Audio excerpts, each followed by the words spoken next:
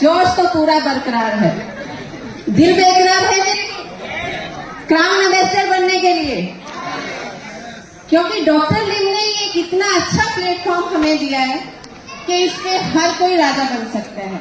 Yes और yes, क्योंकि मैं नो के ऑप्शन नहीं दूंगी, नो की तो ऑप्शन है ही नहीं ना, हर कोई बन सकता है कि नहीं बन सकता। तो सब लोग राजा बनने के लिए तैयार हैं।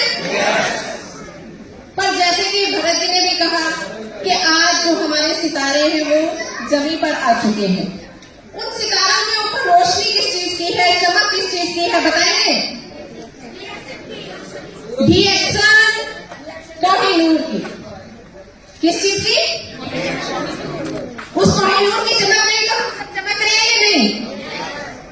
तो आज इस कोहिनूर में कि हमें पहचान कैसे करनी है और हम उसे किस तरह से छोड़ देते हैं, किस तरह से हम उसको नहीं पहचान पाते, तो मैं एक छोटी सी स्टोरी के माध्यम से आपको बताना चाहूंगी। सुनना चाहेंगे?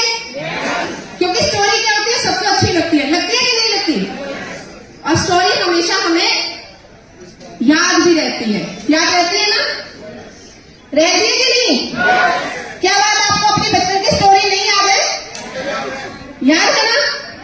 तो आज फिर एक स्टोरी सुनते हैं कि ये डीएक्सन रूपी जो कोहिनूर है हमें किस तरह से मिलता है, किस तरह से लोग छोड़ देते हैं, किस तरह से लोग पहचान लेते हैं, और इसमें आपकी कैटेगरी क्या है? क्योंकि हमारा कंपटीशन किससे? किसी और से या बाजू वाले से? कंपटीशन अपने आप से। तो हमें मोटिवेशन के साथ साथ ये पहचानना बहुत जरूरी है कि हम क्या है, हमारी कैटेगरी क्या है, हमारी सोच समझ क्या है। तो स्टोरी शुरू करते हैं कि एक मजदूर होता है, वो मिट्टी की खुदाई करता है, और जब मिट्टी की खुदाई करता है तो उसमें से उसे एक कोहिनूर हीरा मिलता है। क्या मिलता है? कोहिनूर हीरा।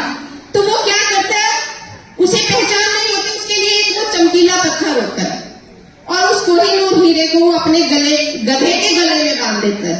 किसके गले में? गधे के गले में।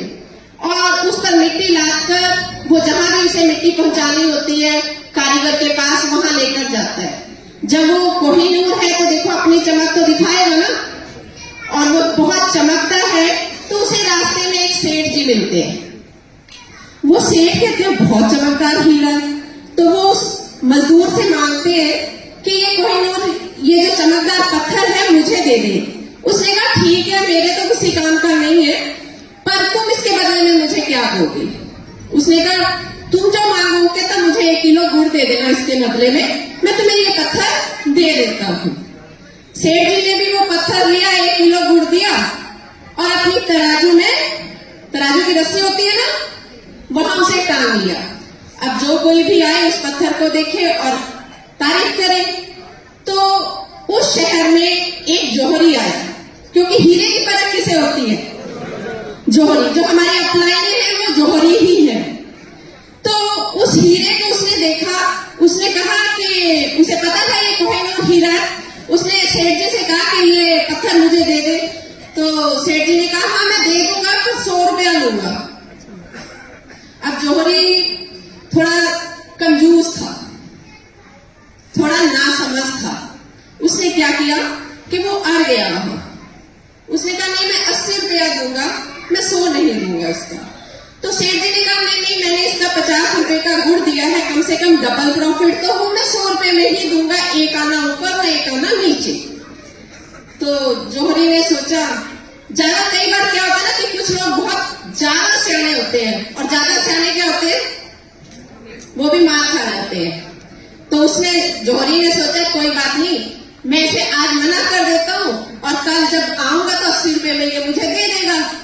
पर टाइम बदलते देर नहीं लगती, वो छोड़ के चला गया। तभी टाइम बदला, शाम को एक और जौहरी उस सेठ जी की दुकान पर आया बाय चांस। उसने भी वो चमकदार पत्थर देखा और उससे मांगा। तो उसने सेठ ने फिर कहा कि मैं तो 100 रुपए में दूंगा, और आज एक 80 रुपए वाला भी आया था, पर मैंने उसे नहीं दिया।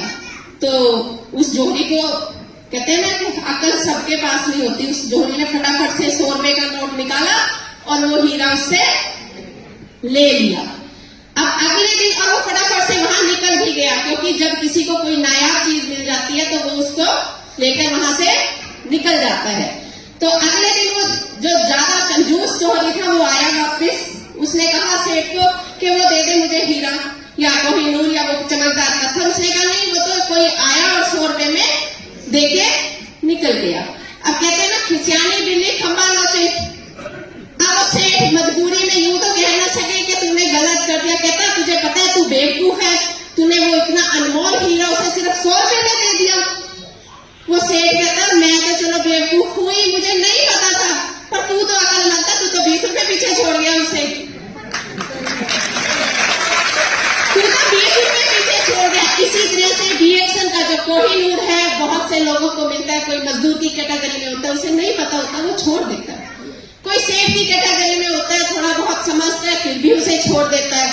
पर कुछ जो ज्यादा एक्टिव फर्स्ट कैटेगरी जो उस जोहरी की थी, कंजूस वाले की, कि वो क्या कहते हैं, प्रोडक्ट बहुत महंगा है, इसमें पैसा नहीं आता। उसे पता है कि इसमें ये हीरा है, पर फिर भी वो इस सब चीजों को देख के इग्नोर करके अपने ईगो में ही रह जाता है। कि जैसे उस जोहरी से मैं कंपेयर करूंगी कि जो लोग इस रिकॉग्निशन को नाइट को देखते भी हैं और फिर भी कुछ अचीव नहीं करते, कमियां निकालते हैं, तो वो जोहरी वो होते हैं। और जो आज हमारे अचीवर्स थे, हमारे सितारे थे, उन्होंने उस वाइज जोहरी की तरह उस कोहिनूर हीरे को लिया, उसे समझा और आज सितारों की तरह उस कोहिनूर हीरे की चमक में चमकते रहे। तो आप कौन सी कैटेगरी के हैं जान लीजिएगा, क्योंकि कैटेगरी जाननी बहुत जरूरी है और वही आपको आगे तक लेकर आती है। So thank you, thank you.